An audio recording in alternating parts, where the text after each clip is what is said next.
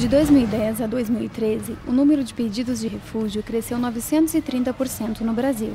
Só no ano passado foram mais de 8.300 solicitações. 4% delas são de menores de 18 anos.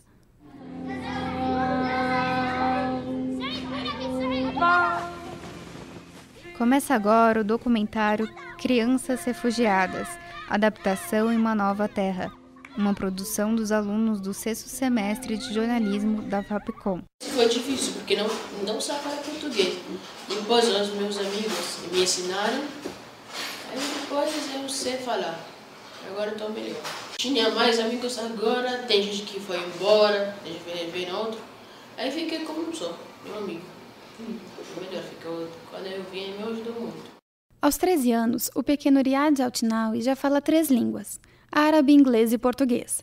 As 2 primeiras ele aprendeu na Síria, onde nasceu. A terceira começou a falar há 1 ano, quando chegou ao Brasil. O menino é um dos cerca de 7.200 refugiados que vivem aqui.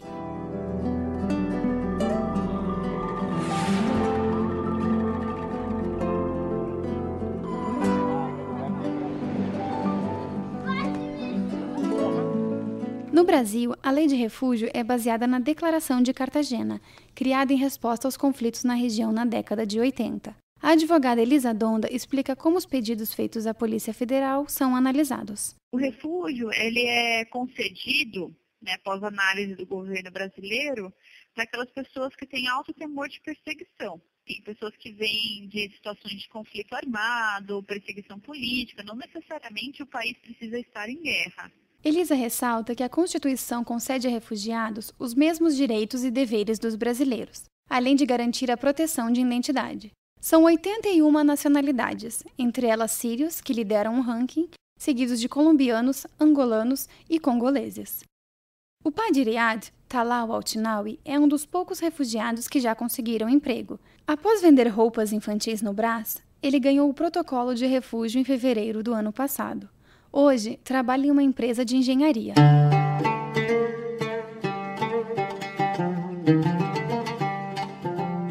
Quando eu cheguei aqui, é tudo novo. Muito difícil para mim e minha família.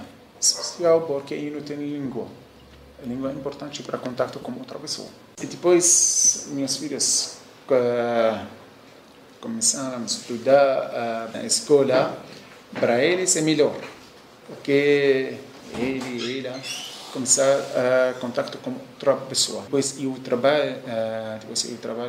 Talal cita a dificuldade em obter refúgio em outros países e ressalta que a embaixada brasileira na Síria foi a única que permitiu a entrada dele e da família aqui. O cientista político Fulvio Fonseca acredita que o aumento do número de sírios está relacionado à postura solidária com as vítimas da guerra naquele país. Uma hipótese plausível que pode explicar o aumento do número de refugiados no território brasileiro seja a consolidação de um ambiente jurídico, político e social no nosso país que seja mais favorável aos refugiados, especialmente colombianos, angolanos e refugiados provenientes da Síria, em razão da guerra civil que acontece naquele país.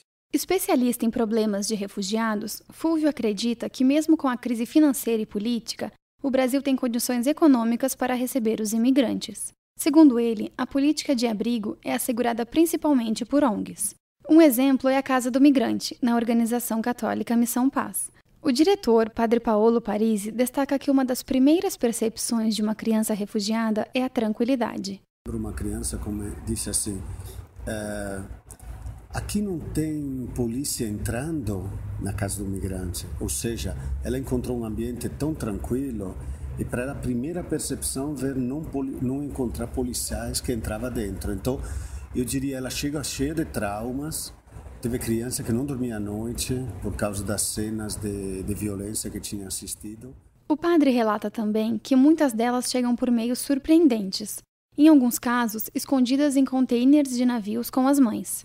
Aqui, a recepção é calorosa. A assistente social, Márcia de Araújo, conta que os refugiados já estabelecidos acolhem as crianças como se fossem os próprios filhos. A criança se sente muito querida, porque quando entra uma criança aqui na casa, os adultos todos vão olhar para aquela criança com uma certa doçura. Por quê?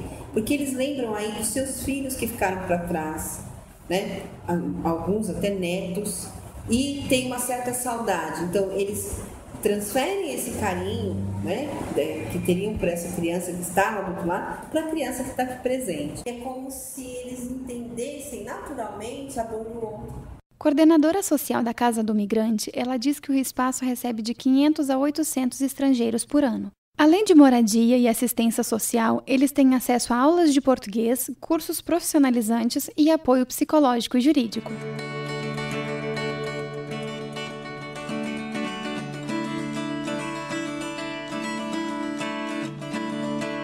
A maioria das crianças chega ao Brasil sem documentos ou comprovantes de escolaridade anterior.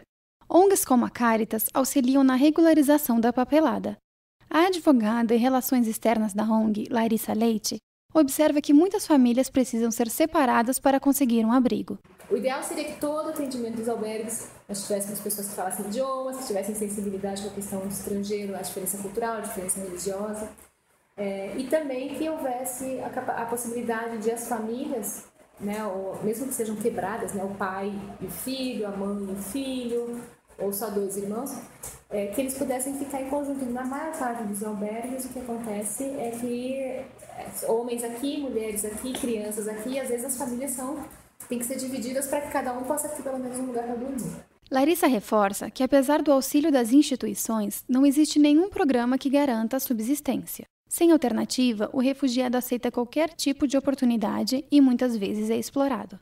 A Caritas é uma entidade que presta serviços de acolhida e integração. A ONG tem apoio do Alto Comissariado das Nações Unidas para os Refugiados e do Ministério da Justiça. Entre janeiro e setembro de 2014, a instituição atendeu cerca de 200 menores de 18 anos. Destes, 158 têm menos de 14.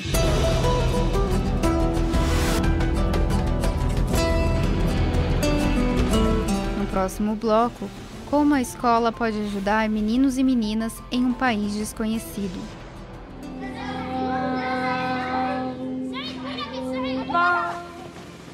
Você está ouvindo o documentário Crianças Refugiadas, Adaptação em uma Nova Terra.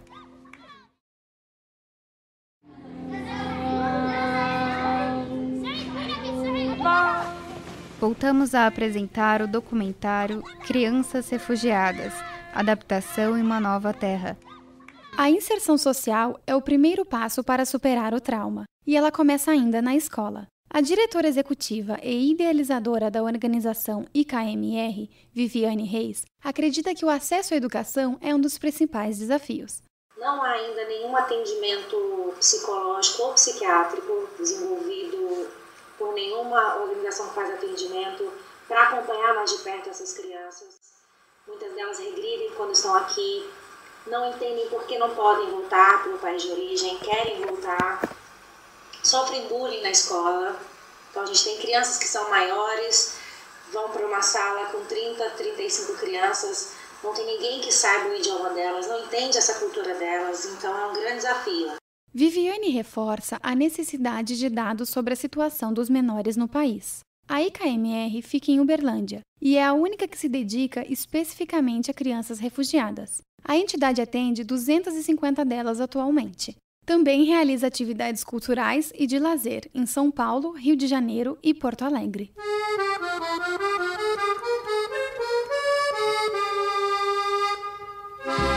O idioma não é um problema para a colombiana Cássia, de 12 anos.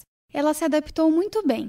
É uma das melhores alunas da classe em português e até ajuda os colegas brasileiros. Em alguns conteúdos, sim, eu tenho que explicar para meus colegas. A menina fugiu da Colômbia com a mãe e o pai, porque eles sofriam ameaças de um grupo de guerrilha. Foram para o Equador e, mesmo assim, acabaram localizados. A família veio para o Brasil há 1 ano através de um programa das Nações Unidas para reassentados, que são os refugiados que mudam de país pela 2ª vez. O menino sírio, Riyad, e a irmã Yara, de 10 anos, também dominam o português. Eles estão matriculados em uma escola pública na região central de São Paulo. A minha professora, eu gosto dela, porque ela é boa. Eu acho legal na escola ficar só 4 horas. A gente não estuda muito porque não tem tempo. Yara cita a dificuldade de comunicação com os colegas e professores ao entrar na escola. Muitos deles não falavam inglês. A psiquiatra infantil, Renata Teixeira, destaca que muitas instituições não estão preparadas para incluir o refugiado de forma adequada. Depende muito do tipo de escola. E a gente vê que apesar de agora a inclusão, ou ser uma norma, né, a maioria das escolas não está preparada para receber crianças que tenham qualquer tipo de diferença. Renata diz também que quando a criança é mais nova, a adaptação acontece com maior facilidade, mas o comportamento varia caso a caso. Com o aprendizado rápido, os filhos se tornam tradutores dos pais. Para a advogada Larissa Leite, é preciso cuidado redobrado. Os filhos são os tradutores. O que é interessante, mas a gente não deixa de ter preocupação com isso, porque a criança está traduzindo aspectos que não são da idade dela. Larissa lembra quando um médico teve de contar a uma criança que a mãe tinha câncer, porque não havia um intérprete oficial. A professora voluntária, Mafalda Bozelli, confirma que os pequenos aprendem, muitas vezes, antes dos pais. Pelo que eu vejo dos filhos dos meus alunos, sim, muito mais fácil.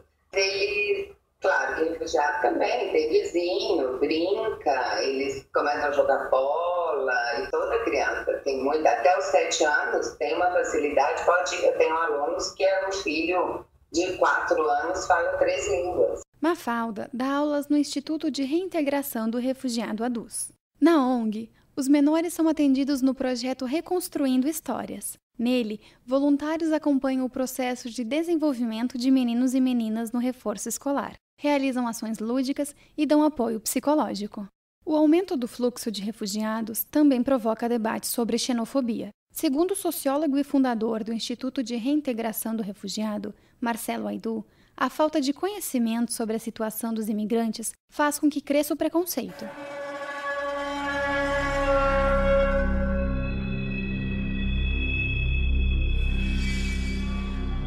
As pessoas veem essa questão do refúgio de uma forma muito equivocada, né? Não conhecem do assunto e fazem um julgamento equivocado, né? Então, se a pessoa veio do Oriente Médio, ela é terrorista. Se veio da Colômbia, está metida com o narcotráfico. Se é africano, então está envolvido com bruxaria, está envolvido com tráfico de drogas, com tráfico de armas. Marcelo diz ainda que na escola o problema acontece no convívio entre as crianças.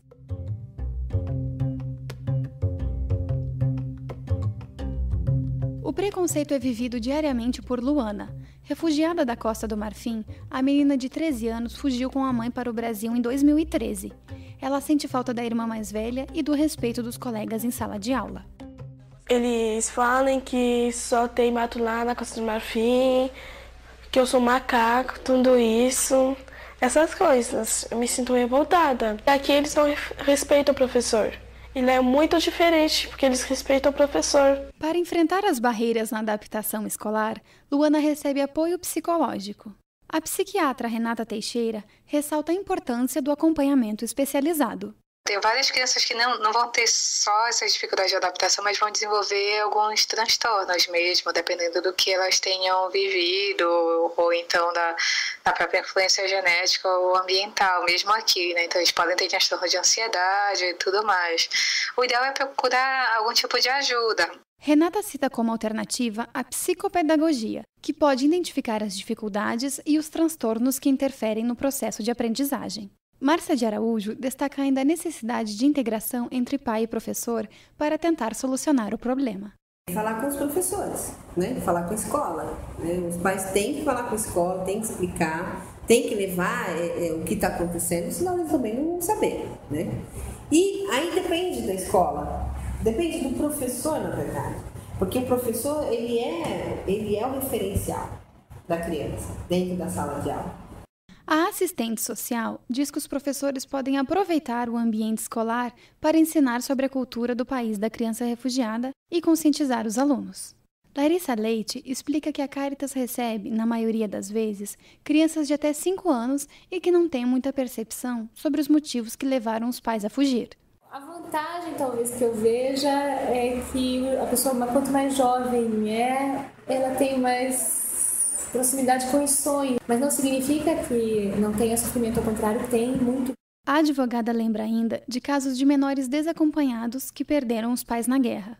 Aqui, eles têm o desafio de virar adultos aos 18 anos, quando precisam deixar o abrigo que os acolheram e garantir a própria vida.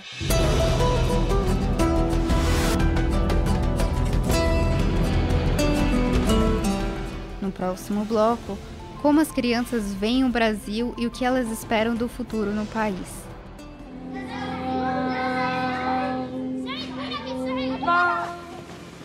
Você está ouvindo o documentário Crianças Refugiadas, Adaptação em uma Nova Terra.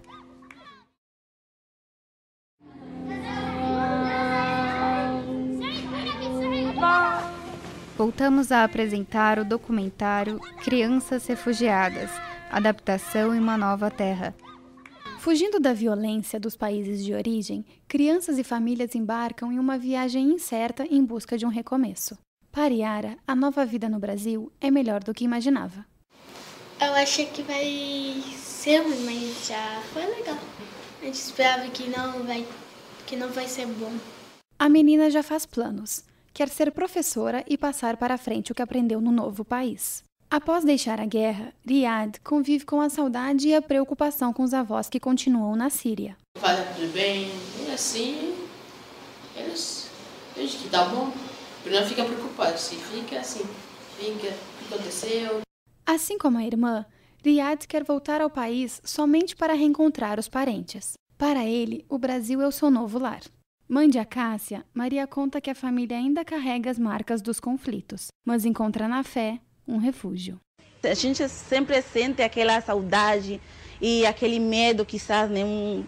Mas como será? Como será que se eu sair na rua, como me vão tratar? Mas a gente aqui foi tudo de bom, graças a Deus.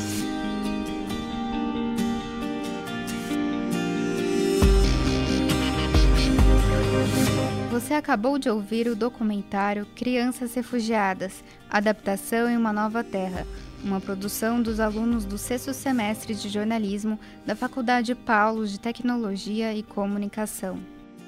Locução: Alana Rodrigues e Tavani Guzmão. Roteiro e produção: Juliana Quintanilha. Sonoplastia: Danilo Nunes. Orientação: Wagner Belmonte. Produzido no estúdio de áudio da Fapcom em abril de 2015.